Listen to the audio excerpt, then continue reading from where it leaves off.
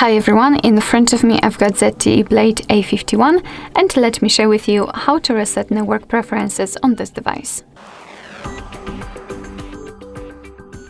So let's start with opening the settings and then scroll down to the very bottom to find the system.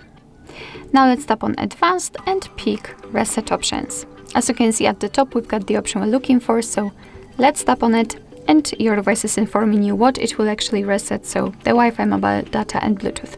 Let's tap on Reset Settings, and here we've got also the information that you cannot undo this action, so tap on Reset Settings and wait patiently. As you can see we've got this information, so it means that we just successfully reset network preferences.